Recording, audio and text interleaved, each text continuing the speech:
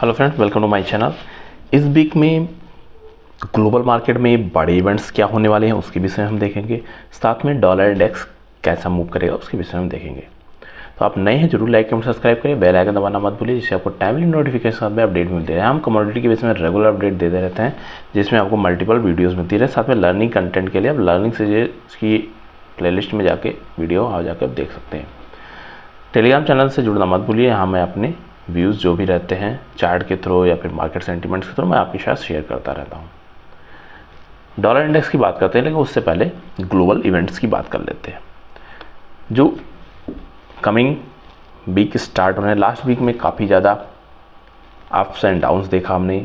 News impact था, साथ में ग्लोबल जो जियोपॉलिटिकल सिचुएशन है, वार की टेंशन थी, सभी के बेस में कुछ डेटा जो आने था, जीडीपी का डाटा और पर्सनल इनकम का डाटा, एक्सपेंडिचर का डाटा, उन सब में भी काफ़ी ज़्यादा उतार चढ़ाव देखने को मिला है और सभी जगह थोड़ा नेगेटिव सेंटीमेंट्स ही बनने को मिला है। एक ही पॉजिटिव रहा है कि थोड़ा वार की जो कंडीशन थी वो स्टेबल होती हुई दिखाई पड़ रही है।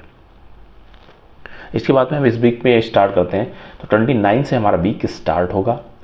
सबसे पहले आपका जो भी यहाँ पे टाइम आपको शो हो रहा है, ये इंडियन मार्केट के हिसाब से, इंडियन टाइम जोन के हिसाब से है, क्योंकि ये 5:30 UTC का है। तो डॉलर जो फेड यूएस का जो मैन्युफैक्चरिंग इंडेक्स है उसका जो फेड एनालिसिस करता है क्या परफॉर्मेंस रही है उसके विषय में डेटा आने वाला है। फॉरकास्ट माइनस में 1% है, इससे पहले माइनस में 14.4% थी। इसके बाद में 29 के बाद में 30 अप्रैल को काफ़ी सारे डेटा हैं, कुछ में अनएम्प्लॉयमेंट कॉस्ट, बेनिफिट, वेजेस, इन सब की डेटा आने वाले हैं, लेकिन ये ज़्यादा उतना इम्पैक्ट नहीं करने वाले हैं। इन सब में सबसे ज़्यादा इम्पैक्टफुल जो डेटा आएगा वो आएगा 1 मई को। 1 मई को 2 डेटा आने वाले हैं। एक तो मैन्युफैक्चरिंग PMI का डाटा आएगा जो मैन्युफैक्चरिंग रिलेटेड एक्टिविटी को इंडिकेट करेगा। दूसरा जो जॉब ओपनिंग्स रही हैं वो उसमें कितनी चांसेस रही हैं और कितनी ओपनिंग रही है उसके विषय में भी डेटा आने वाला है। और इन सभी के बाद में जो सबसे इम्पोर्टेंट है, जो सभी का बहुत फेवरेट टॉपिक रहता है, फेड का इंटरेस्ट रेट का डिसीज़न, जो अभी तक मार्च में चल रहा था वो शिफ्ट होके 9 जून होते हुए सितंबर की तरफ शिफ्ट होता हुआ दिखाई पड़ रहा है। कि जो 3 रेट कट होने वाले थे उनका भी होप थोड़ा कम होता हुआ दिखाई पड़ रहा है, क्योंकि जो स्टेबिलिटी थी वो स्टेबिलिटी नहीं आती हुई दिख रही। स्पाइक अप्स एंड डाउन्स चल रहे हैं, लेकिन इस बीच में कहीं भी अगर लिक्विडिटी मार्केट में बढ़ती है तो फेड को ऐसा लग रहा है कि आने वाले टाइम में जो उन्होंने महंगाई में इतना कंट्रोल किया है, दोबारा से उनकी उसी लेवल में महंगाई आने की कोशिश करेगी। डिसीजन के बाद में 12 बजे के आसपास इंडियन टाइम के हिसाब से, रात को 12 बजे, तो हमारे लिए जो इम्पैक्ट पड़ेगा वो 2 मई को जो मॉर्निंग के डेटा स्टार्ट होंगे, 2 और 3 मई को, दोनों दिन आपको अच्छे इंटरेस्ट देखने को मिलेंगे, अच्छे मोमेंटम देखने को वहाँ मिल सकते हैं। जो यहाँ पे 2 कंडीशन रही है फ्रेंड्स। अगर आपको इस सिचुएशन को पकड़ना होगा तो आपको पोजीशन पहले रखनी पड़ेगी प्राइस पैटर्न के बेस में। वो क्या पोजीशन रही है हम उसको ज़रूर डिस्कस करेंगे। 2 मई के बाद में 3 को जो अनएम्प्लॉयमेंट रेट है और पेरोल का डेटा है, ये दोनों आएगा और ये भी शाम के 6 बजे आएगा।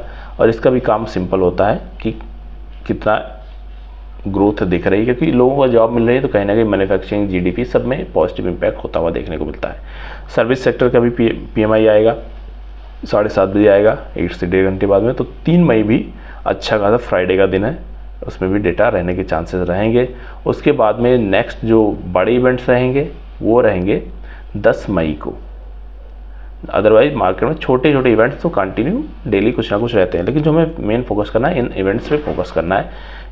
जो 1 मई का कॉन्फ्रेंस होगी, 2 मई और 3 मई अपने लिए काफ़ी वॉलेटिलिटी वाला रहेगा, दोनों को देखना है। उससे पहले हो सकता है रेंज में मार्केट फंसता हुआ दिखाई पड़े। डॉलर इंडेक्स को इस बीच में अगर फ्रेंड्स हम देखते हैं, कहीं ना कहीं रेट कट का जो होप था वो कम होता हुआ देखने को मिला है, तो यहाँ से थोड़ा सा पॉजिटिव इम्पैक्ट होता हुआ देखने को मिला है।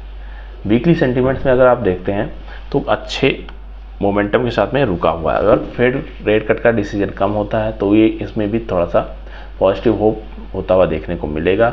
और उस बीच में कहीं ना कहीं जो कमोडिटी सेक्टर है उसमें थोड़ा स्टेबिलिटी रहेगी, या फिर थोड़ा सा मार्केट में प्रॉफिट बुकिंग भी आपको देखने को मिल सकती है।